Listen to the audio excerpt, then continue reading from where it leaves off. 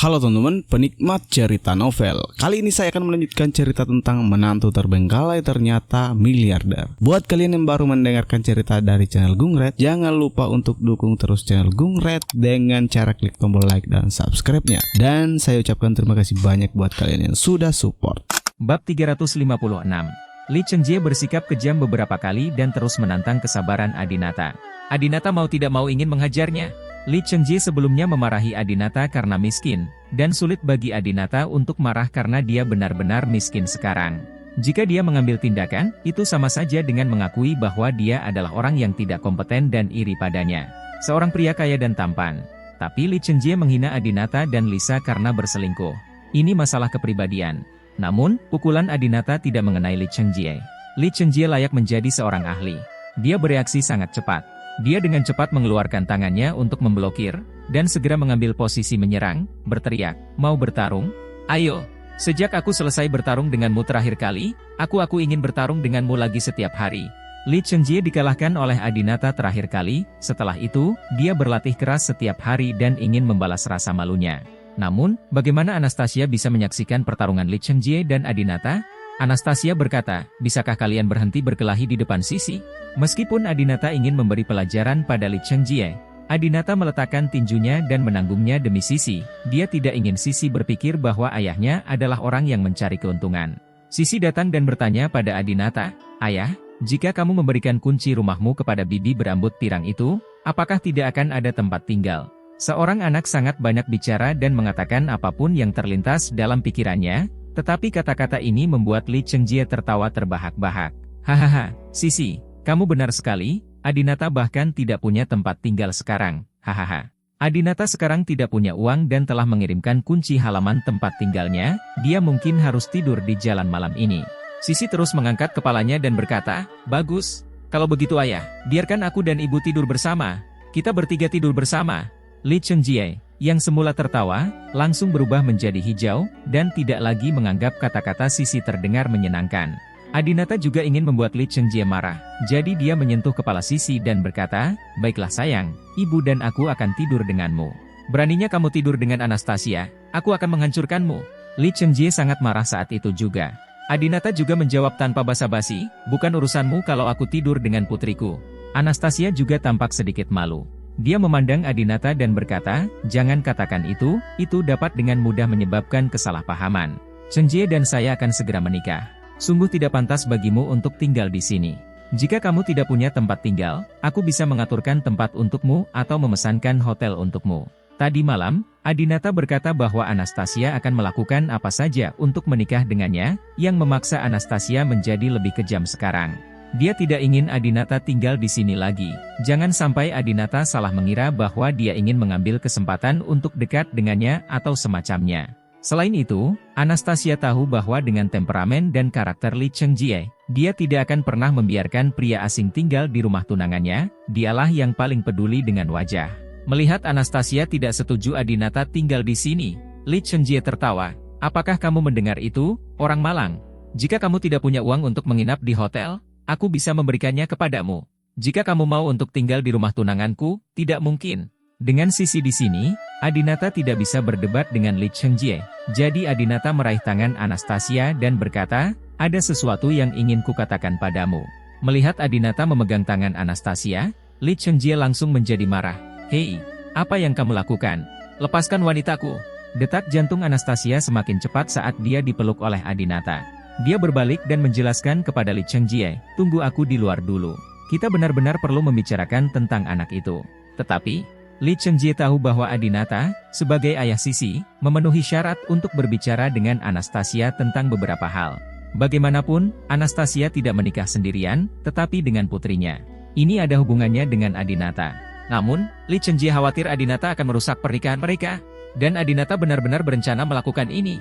Sesampainya di kamar tidur Anastasia, ruangan itu langsung dipenuhi Wibisanai. Karena ada pembantunya, kamar selalu bersih dan segala sesuatunya tertata rapi.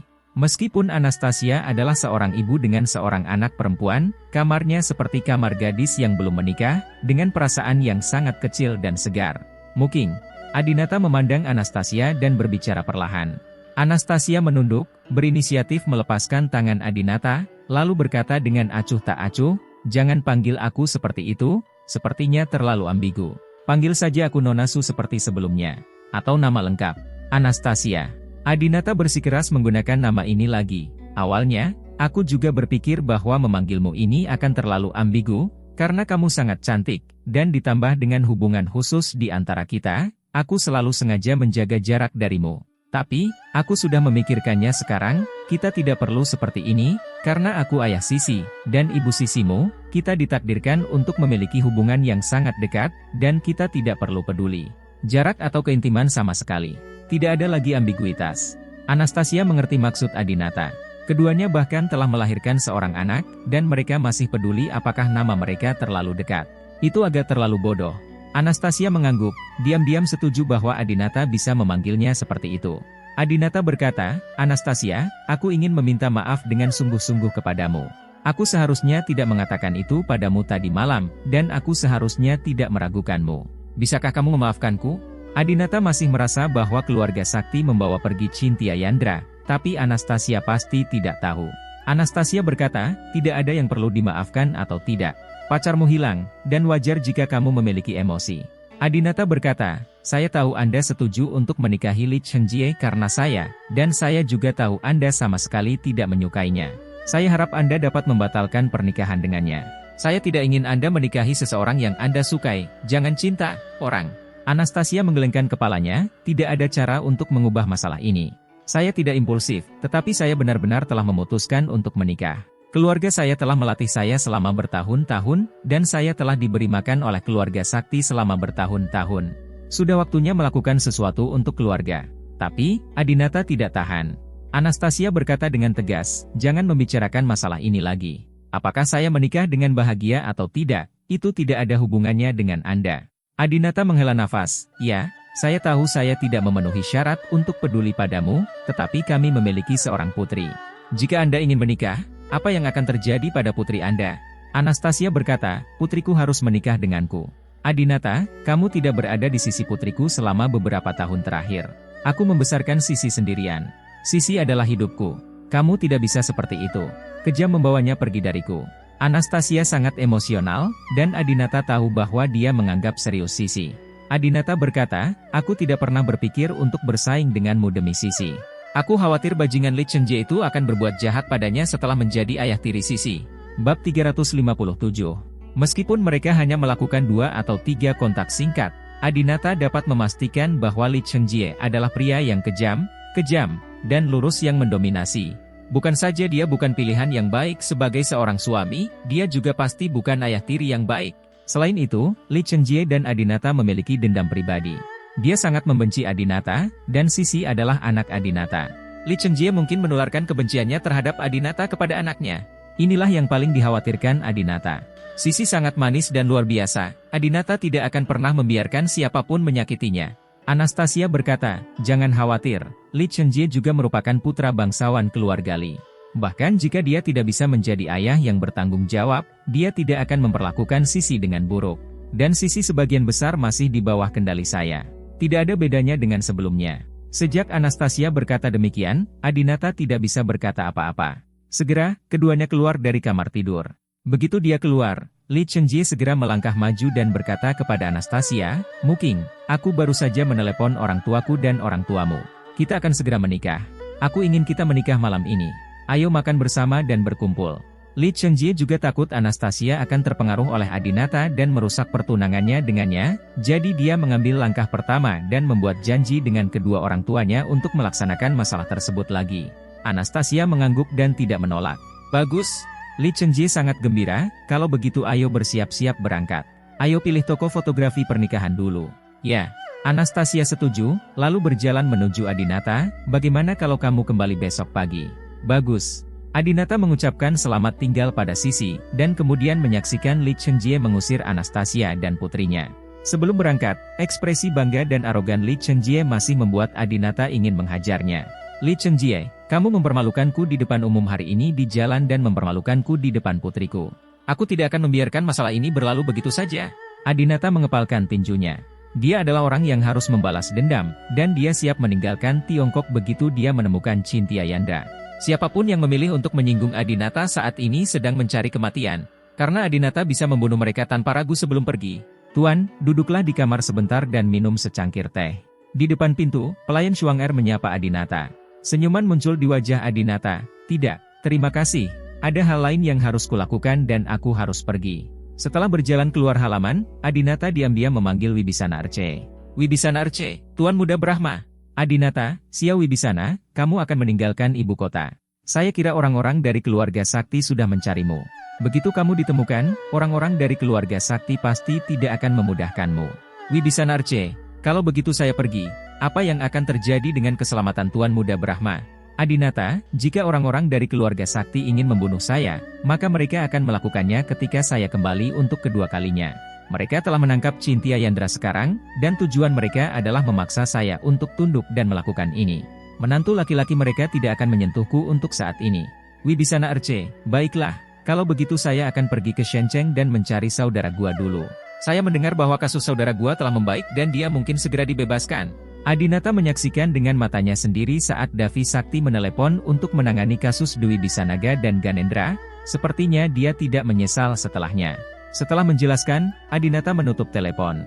Adinata sekarang tidak punya uang dan belum meminta Wibisana Arce mengiriminya uang. Dia tidak ingin Wibisana Arce mengambil risiko karena dia merasa kemungkinan besar dia diawasi secara diam-diam oleh orang-orang dari keluarga Sakti. Aktif, tidak ada uang dan tidak ada tempat tinggal adalah masalah yang harus diselesaikan Adinata sekarang. Jadi, Adinata memeriksa peta terdekat, lalu mengikuti peta tersebut ke JFS Mall, sebuah pusat perbelanjaan tidak jauh dari rumah Anastasia. Ini adalah pusat perbelanjaan kelas atas di Beijing, dan Adinata berencana melamar pekerjaan penjaga keamanan di sini. Melamar menjadi satpam dapat menyelesaikan masalah akomodasi dan menghasilkan uang. Selain itu, tentunya ada alasan yang lebih penting. Pekerjaan ini sangat cocok bagi Adinata untuk menyelidiki keberadaan Cynthia Yandra secara diam-diam. Pusat perbelanjaan penuh dengan orang dan mobil. Jika Adinata dilirik oleh keluarga Sakti, akan lebih mudah baginya untuk melarikan diri dari pandangan keluarga Sakti dalam waktu singkat. Dari halaman rumah Anastasia hingga pusat perbelanjaan JFS Financial Center, Adinata dengan jelas merasakan seseorang mengikutinya, dan ada lebih dari satu. Sesampainya di kantor Departemen Keamanan Mall, Adinata mengetuk pintu dan masuk. Duduk di dalam adalah seorang pria parubaya yang sedang menonton TV di ponselnya dan merokok. Pria itu berpenampilan biasa-biasa saja dan tidak terlihat sopan, tetapi dia memiliki sedikit kepanikan. Halo. Pria itu menoleh dan melihat bahwa Adinata memiliki temperamen yang baik. Dia mengira dia adalah pelanggan di mall dan segera berdiri dan berkata dengan hormat, "Tuan, apa yang bisa saya lakukan? Apakah Anda tersesat?" Adinata berkata, "Saya di sini untuk melamar pekerjaan penjaga keamanan. Apakah Anda merekrut orang di sini?" Begitu dia mendengar bahwa dia ada di sini untuk melamar pekerjaan, pria itu segera mengubah wajahnya dan berkata, "Kamu di sini untuk melamar pekerjaan?" Saya terkejut. Setelah itu, pria itu duduk kembali di kursinya dan terus menatap ponselnya dan menonton TV, mengabaikan Adinata. Adinata berkata, "Saya hanya membutuhkan 1.000 yuan sebulan dan tempat tinggal." Begitu mendengar permintaan Adinata, pria itu langsung terkejut. 1.000 sebulan, apakah kamu yakin? Upah seperti itu tidak ada di kota-kota lapis ketiga dan keempat, apalagi di ibu kota. Adinata mengangguk. Pria itu menjadi bersemangat, "Oke, Anda sudah diterima. Saya Menir Huang dari Departemen Keamanan. Jika Anda membutuhkan sesuatu di masa depan, Anda bisa datang kepada saya. Ada satu set seragam keamanan di lemari. Sebaiknya kamu ganti sekarang, lalu pergi ke tempat parkir di lantai 3 pusat perbelanjaan untuk menggantikan Aji yang bertugas di sana dan meneleponnya kembali." Adinata berkata, "Saya tidak punya uang sekarang. Anda harus membayar saya 1.000 yuan ini sekarang." Menir Huang berpikir sejenak, memandang Adinata dari atas ke bawah, dan merasa bahwa dia tidak terlihat seperti pembohong, jadi dia berkata, "Tunjukkan kartu identitasmu." Adinata menyerahkan kartu identitasnya, Menir Huang memverifikasinya, lalu mengeluarkan 1.000 yuan dari dompetnya dan menyerahkannya kepada Adinata. "Simpanlah KTP-mu dulu. Kamu beruntung. Biasanya aku tidak membawa uang tunai sebanyak itu. Hemat uang. Kalau habiskan semuanya, bulan ini akan habis." "Bagus." Adinata mengambil uang itu, mengganti seragam keamanan mall, dan berjalan ke tempat parkir di lantai 3. Karena ini adalah pusat perbelanjaan kelas atas, pakaian kerja para satpam berbeda dengan yang ada di pusat perbelanjaan lainnya, terlihat sangat mewah, mirip dengan seragam kapten pesawat. Saat Adinata berjalan mendekat, dia dilihat dan dikomentari oleh banyak gadis. "Wow, kapten kecil ini tampan sekali. Aku sangat ingin meminta WeChat." Di mana kapten itu? Lihat dengan jelas, itu seragam keamanan. Ah, bagaimana dia bisa menjadi satpam jika dia begitu tampan? Harganya hanya beberapa dolar. Kak, kenapa kita tidak mendukungnya? Hahaha. Waktu telah benar-benar berubah sekarang. Gadis kecil berbicara tentang Adinata dengan tidak hati-hati, dan Adinata dapat mendengarnya dengan jelas. Adinata tidak bereaksi sama sekali. Dia datang ke tempat parkir di lantai 3, menemui satpam yang sedang bertugas, dan bertanya, apakah kamu Aji?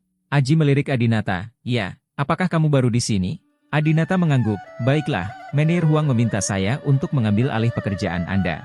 Anda dapat pergi ke kantor untuk beristirahat. Aji langsung gembira, benarkah atau tidak? Aku pergi, enak sekali.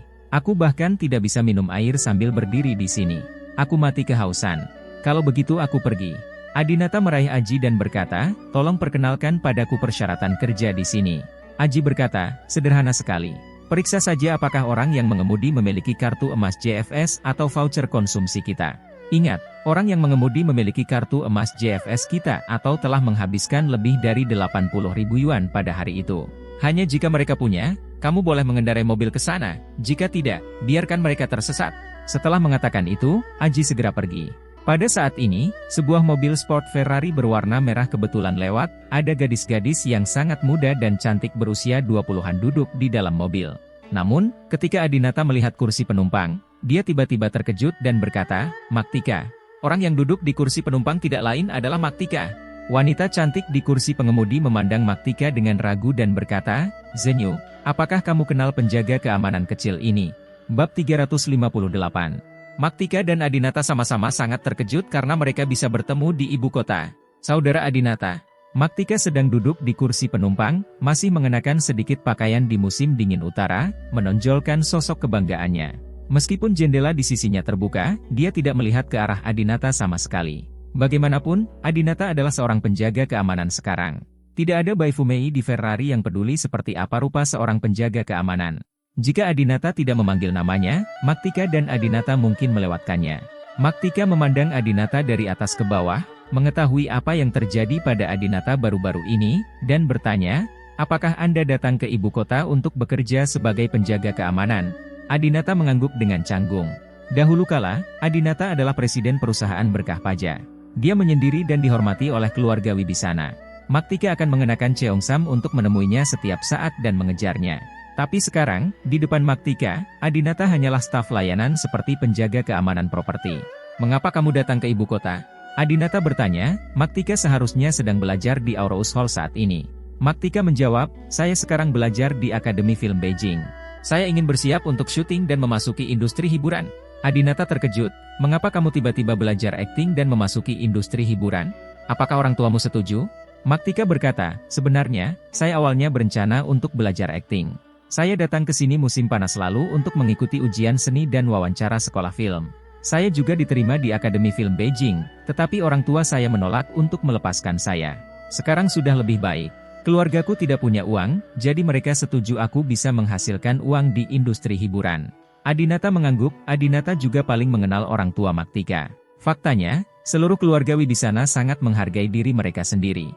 Meskipun merupakan keluarga kelas 2, persyaratan mereka terhadap anak-anak mereka sama dengan keluarga kelas 1, anak-anak mereka tidak diperbolehkan memasuki industri hiburan. Sekarang, kecuali Jelita, yang memiliki 1,5 miliar yang diberikan oleh Manson, semua orang di keluarga Wibisana terlilit hutang. Jelita dan Maktika selalu berselisih, sehingga tidak mungkin Jelita memberikan uang kepada Maktika. Omong-omong, jalan Maktika saat ini ke industri hiburan juga disebabkan oleh balas dendam Adinata pada Jelita. Adinata bertanya, saya baru saja mendengar dia meminta Anda mengukus ikan. Maktika tertawa, haha, ini Zenyu, Zen Suci, Yu Bulu, aku mengganti namaku sekarang, namaku Wibisana Zenyu, ini nama panggungku. Terlalu norak? Tidak akan populer. Nama Maktika memang tak semulia Wibisana Zenyu. Melihat gadis di depannya, Adinata tidak mengenalinya sama sekali. Maktika telah banyak berubah. Wajahnya telah berubah. Dia pergi ke Korea Selatan untuk operasi plastik dan sosoknya jauh lebih baik dibandingkan 3 tahun lalu. Bahkan kepribadiannya pun berubah, menjadi lebih dewasa dan bijaksana. Maktika pernah mengejek Adinata sebelumnya, namun sejak mengetahui identitas Adinata, Maktika selalu memiliki sikap yang baik terhadap Adinata, meski Adinata menjadi miskin beberapa kali. Wanita cantik di kursi pengemudi juga tersenyum dan berkata, "Zenyu, aku bahkan tidak tahu kamu dipanggil Maktika sebelumnya, terima kasih kepada pria tampan ini." Adinata juga tersenyum dan memandang wanita cantik di kursi pengemudi. Maktika tersenyum dan memperkenalkan, "Ini teman sekelasku dari sekolah film, Manyu Chen." "Halo," Adinata menyapa pihak lain. "Halo." Chen Manyu juga sangat sopan mengetahui bahwa Adinata adalah kenalan Maktika. Chen Manyu bertanya, "Apakah saya memerlukan bukti pembelian saat parkir di lantai atas?" "Ya." Chen Manyu mengulurkan lengan rampingnya dan memberikan Adinata daftar belanjaan dengan jumlah belanjaan 200.000 yuan. Terlihat bahwa teman sekelas Maktika juga merupakan Baifume yang luar biasa. Adinata melihat sekali dan berkata, "Silakan masuk." "Sampai jumpa, Kak Adinata, aku akan menemuimu untuk minum teh jika ada waktu." Maktika melambaikan tangannya. "Sampai jumpa." Adinata juga melambai pada mereka berdua. Chen Manyu perlahan mengemudikan mobilnya ke dalam, dan sambil mencari tempat parkir, bertanya, "Zenyu, siapa penjaga keamanan tadi?" Maktika menunjukkan sedikit senyuman di wajahnya dan berkata, "Orang yang mengambil ciuman pertamaku. Aku sangat malu." Chen Manyu berseru kaget, "Seorang penjaga keamanan kecil benar-benar mengambil ciuman pertama Zenyu kita. Ini tidak ilmiah." Maktika berkata sambil tersenyum, "Jangan mengira dia adalah penjaga keamanan sekarang, tetapi dia sangat berkuasa sebelumnya. Dia adalah presiden perusahaan berkah paja, atau mantan saudara ipar saya."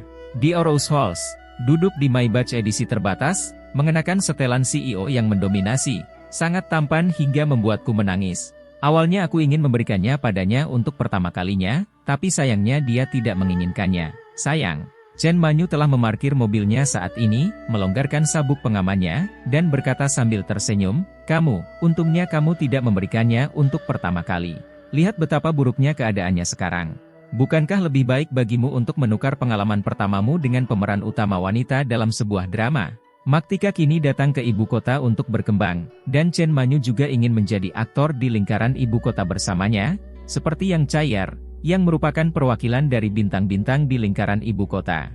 Maktika berkata, "Bukankah Anda mengatakan bahwa Tuan Li dari Beijing tidak menyukai aktor baru seperti saya?" Chen Manyu berkata, "Ada banyak bos besar di lingkungan ibu kota Beijing, dan Tuan Li bukan satu-satunya.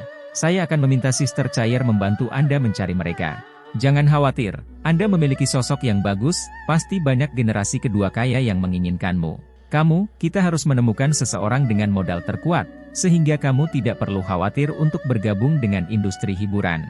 Di era sekarang ini, mustahil bagi seorang wanita cantik untuk menjadi bintang papan atas tanpa dukungan finansial. Saat Adinata dengan teliti melakukan pekerjaan keamanannya, tidak jauh darinya, seorang pria licik bernama Li Chengjie. "Tuan Li, Adinata datang ke JFS untuk bekerja sebagai penjaga keamanan. Dia sekarang berada di tempat parkir di lantai 3. Li Chengjie sedang mengajak Anastasia dan Sisi saat ini dan baru saja memilih toko gaun pengantin."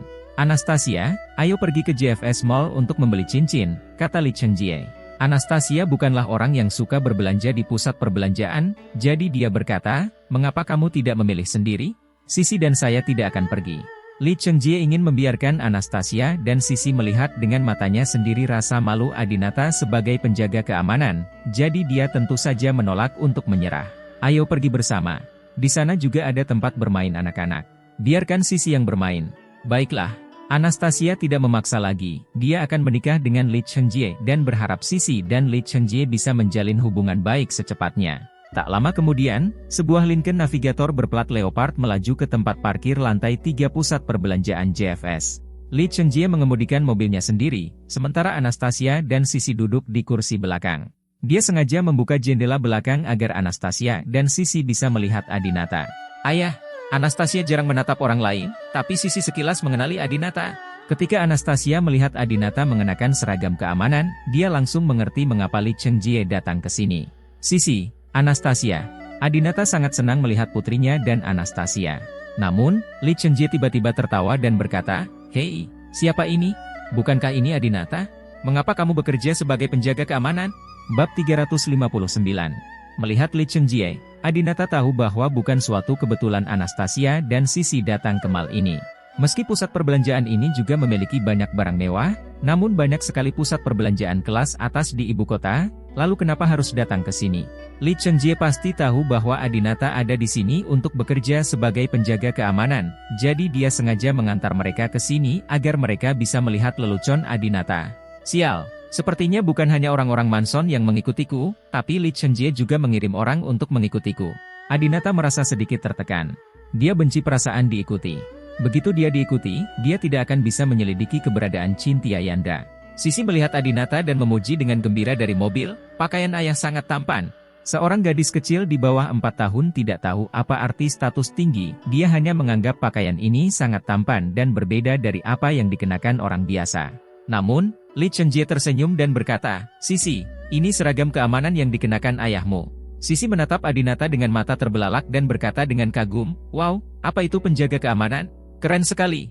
Saya ingin menjadi penjaga keamanan ketika saya besar nanti." Lee Cheng-jae dengan cepat berbalik dan menjelaskan, penjaga keamanan sangat rendah hati. Cheng-jae. Sebelum Lee Cheng-jae selesai berbicara, Anastasia menghentikannya, "Sisi masih muda, dan aku tidak ingin kamu membiarkan dia membagi orang menjadi 3, 6 atau 9 kelas di usia yang begitu muda." Kemudian, Anastasia menjelaskan kepada Sisi, keamanan adalah profesi yang sangat terhormat. Ayah ada di sini untuk melihat apakah kami memiliki izin. Jika tidak, kami tidak akan diizinkan masuk. Sisi mengangguk sambil berpikir, apakah kita memilikinya? Anastasia dan Sisi sama-sama memandang Lee Cheng-jae. Adinata juga memandang Lee Cheng-jae. "Tolong tunjukkan kartu emas atau bukti pembelian Anda. Anda tidak dapat parkir di sini tanpa kartu emas." Lee Cheng-jae tertawa terbahak-bahak, "Hahaha Adinata, tiba-tiba aku merasa seperti pemeran utama pria di film, dan kamu adalah penjahatnya. Kamu sengaja mempersulitku dan tidak mengizinkanku masuk, lalu aku mengeluarkan kartu emasku dan menampar wajahmu. Adegan ini familiar sekali, hahaha. Apakah aku tidak punya kartu emas? Awas, bocah nakal." Lee Cheng-jae mengeluarkan kartu emas pusat perbelanjaan JFS dari dompetnya, melemparkannya langsung ke Adinata dari mobil. Bentak, kartu emas itu mengenai tubuh Adinata dan kemudian jatuh ke tanah. Lee Cheng-jae mendengus dingin. Dia sengaja mempermalukan Adinata seperti ini. Dia ingin Adinata membungkuk dan mengambilnya untuknya. Dan Adinata membungkuk dan mengambil kartu itu. Yang diambil Adinata bukanlah kartu emas, tapi kartu rumah sakit. Adinata melihat kartu itu dan membaca, kartu medis rumah sakit infertilitas Jingcheng Tianlun. "Tuan, apakah Anda salah mendapatkan kartu?" "Apa?" Lee Cheng-jae tertegun sejenak, ia teringat yang baru saja ia buang adalah kartu emas dari JFS Mall. Lee Cheng-jae tidak salah melemparnya, tapi saat Adinata mengambilnya, Adinata menggunakan trik, mencuri naga dan memutar Phoenix. Baru saja ada pelanggan yang membuang kartu ini dari mobil ketika dia datang. Adinata memasukkannya ke dalam sakunya sebelum dia membuangnya ke tempat sampah, dia tidak berharap itu berguna. Adinata berinisiatif mengembalikan kartu medis rumah sakit kepada Lee Cheng-jae dan berkata, "Infertilitas Tianlun memang yang terbaik di rumah sakit pria. Apakah kamu sudah sembuh?"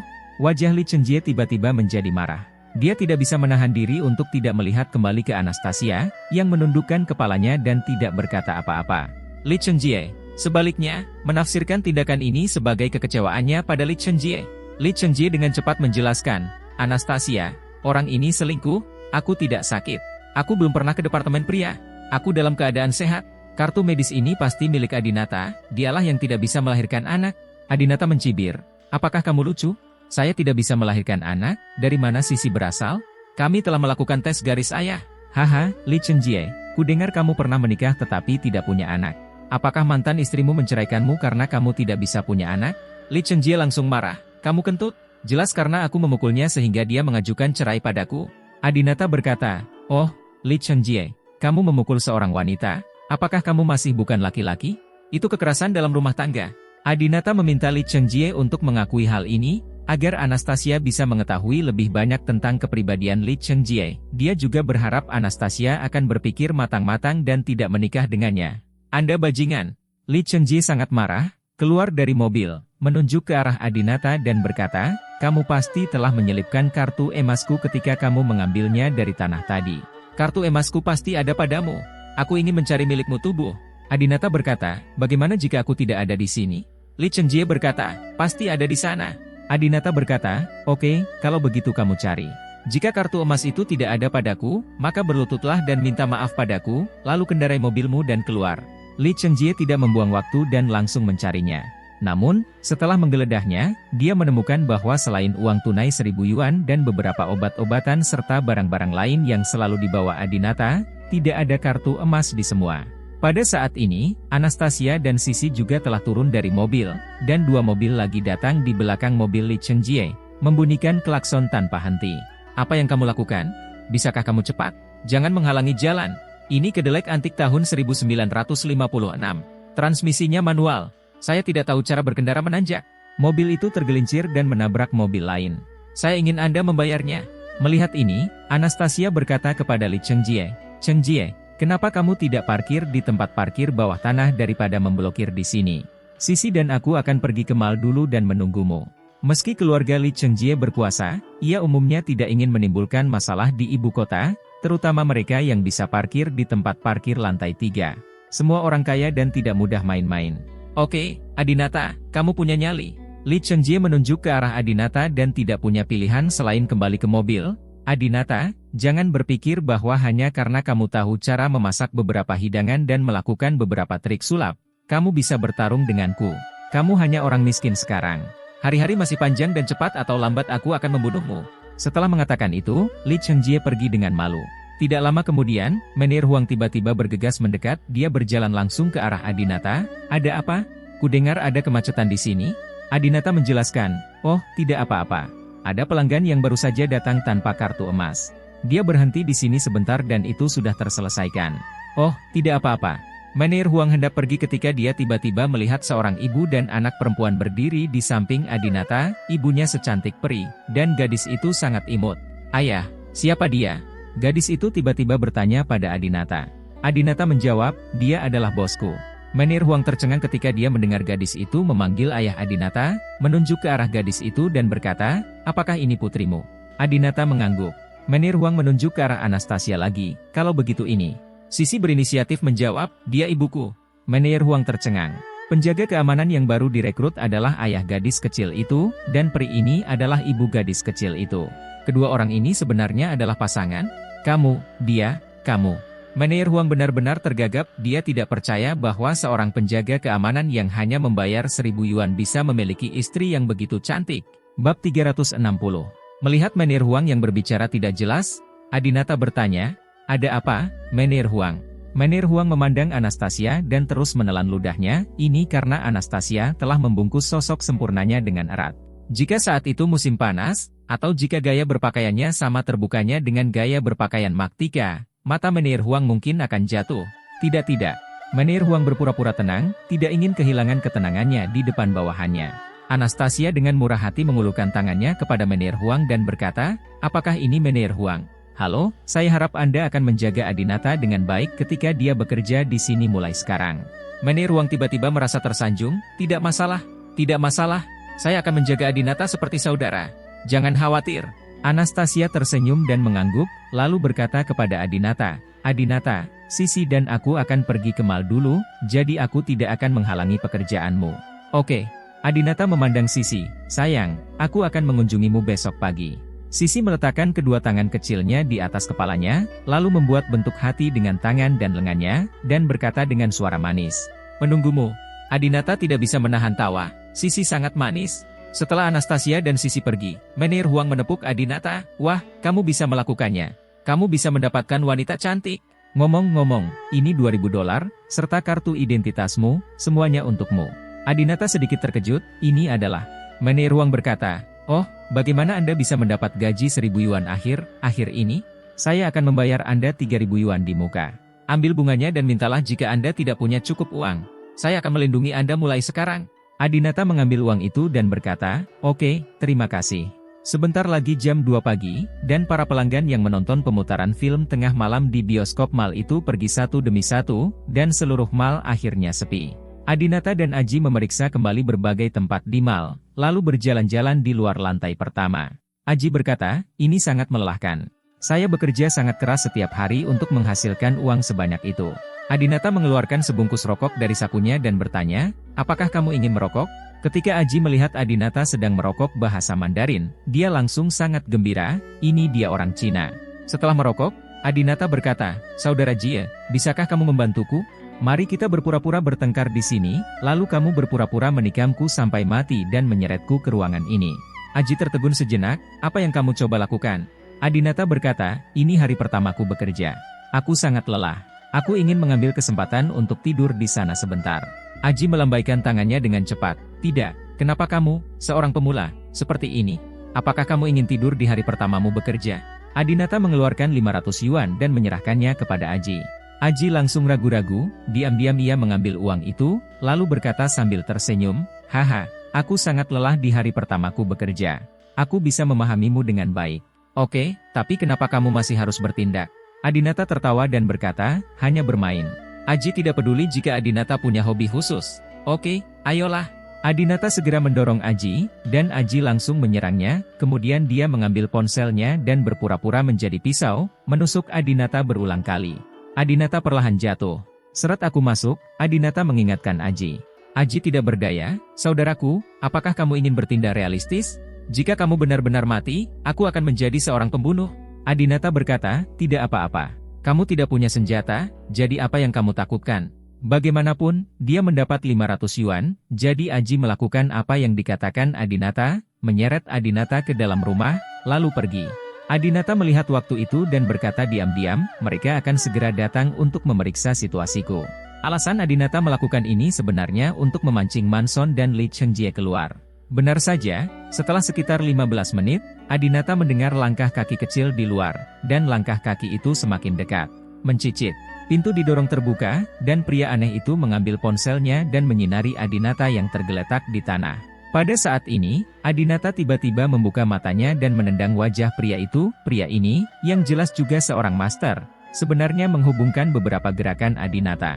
Namun, jika harus bertarung sendirian, hanya sedikit orang yang bisa mengalahkan Adinata. Segera, Adinata menaklukkannya. "Katakan padaku, siapa yang mengirimmu ke sini?" Adinata meraih pergelangan tangan lawannya. Pria itu berkemauan keras dan tidak pernah berbicara. "Ah, sakit, sakit." Adinata tahu cara menyiksa seseorang, dan pria itu dengan cepat mengalah. Itu adalah tuan muda dari keluarga sakti. "Manson? Dia di rumah sakit mana sekarang?" Adinata bertanya. "Menjelaskan." "Ah, aku bilang, kataku, dia ada di bangsal VIP rumah sakit pertama." Ledakan. Adinata memotong leher pria itu dengan tangannya dan membuatnya pingsan. Pada saat ini, Adinata mendengar langkah kaki datang dari luar lagi. Dilihat dari beratnya langkah kaki tersebut, terlihat bahwa orang yang datang kali ini lebih ahli karena langkah kakinya yang berat. "Sial, anak ini Adinata pasti sudah mati, kan?" Pria ini tidak hanya tidak bisa menyembunyikan langkahnya, dia bahkan berbicara pada dirinya sendiri. Ketika pihak lain membuka pintu, Adinata langsung keluar, menakuti pihak lain sehingga dia pintar. "Ah!" Adinata melangkah ke arah pihak lain, "Untuk apa kamu di sini?" Pria itu ragu-ragu dan berkata, "Saya sedang lewat." Adinata berkata, "Li Chengjie mengirimmu untuk mengikutiku, kan?" Mata pria itu menghindari, "Saya tidak mengerti apa yang Anda katakan." Adinata menjatuhkannya ke tanah dengan satu pukulan. Orang ini tidak memiliki kemampuan untuk melawan. "Kembalilah dan beritahu Li Chengjie untuk tidak mengikutiku lagi. Kalau tidak aku tidak akan bersikap sopan lagi. Keluar." Pria itu pergi dengan panik. Adinata memastikan bahwa tidak ada yang mengikutinya dan naik taksi ke rumah sakit nomor 1. Dia merasa jika Cynthia Yandra ada di tangan keluarga sakti, Manson pasti mengetahuinya. Sebelum Adinata datang, dia mengenakan pakaian pria yang diutus oleh Manson untuk mengikutinya. Dia menemukan bahwa orang-orang di keluarga sakti, terutama anak buah Manson, semuanya berpakaian seragam. Mengenakan topi, seragam, dan sepatu yang sama, sekilas Anda bisa mengenalinya sebagai Suji Ajun. Oleh karena itu, setelah menemukan bangsal tempat Manson tinggal, Adinata dengan mudah menjadi salah satu dari mereka tanpa berkelahi dan bersembunyi di pintu untuk menguping pembicaraan Manson. Saat ini Manson masih terjaga dan terbaring di ranjang rumah sakit, kakinya dibalut dengan kain kasa besar akibat luka tembak. Di bangsal, Manson berteriak dengan marah, "Itu pasti Adinata, bajingan itu. Aku tidak tahu apa yang dia katakan kepada adikku, kalau tidak, adikku tidak akan pernah mau menikah dengan pria kekerasan dalam rumah tangga itu, Li Chengjie. Binatang buas ini, jika kakekku tidak mengizinkanku menyentuhnya, tidak ada gunanya bahkan jika adikku berusaha melindunginya." Di bangsal, selain Manson, ada salah satu anak buahnya. Bawahannya berkata, "Tuan Muda Su, Nona Su dan Tuan Muda Li pergi ke toko pengantin hari ini. Tampaknya mereka bahkan telah membeli cincin kawin. Tampaknya Nona Su telah memutuskan untuk menikahi Tuan Muda Li. Sebenarnya, Tuan Li dan Nona Su adalah pasangan yang cocok. Setelah mereka menjadi mertua, itu akan baik bagi Anda, Tuan Muda." Manson berkata dengan marah, "Aku tidak membutuhkan bantuan dari keluarga Li. Aku hanya peduli dengan kebahagiaan adikku. Kakakku hanya menyukai Adinata dan sama sekali tidak menyukai Li Chengjie itu." Bawahannya berkata, berbicara tentang Adinata, dia sekarang bekerja sebagai penjaga keamanan di pusat perbelanjaan JFS. Saya mendengar bahwa dia pandai seni bela diri, bermain piano dengan baik, dan merupakan juru masak kelas 1. Mengapa tidak bisa dia menghasilkan puluhan ribu dolar? Kenapa pergi ke sana? Bagaimana kalau menjadi satpam? Manson berkata, anak itu Adinata sangat jahat. Jangan meremehkan dia. Dia bekerja sebagai penjaga keamanan dan mungkin berencana melakukan sesuatu yang buruk. Ngomong-ngomong, saudara kedua Adinata, Xuan Brahma, apakah kamu sudah menemukannya? Adinata di depan pintu tiba-tiba terkejut. Kedua sudah datang ke ibu kota.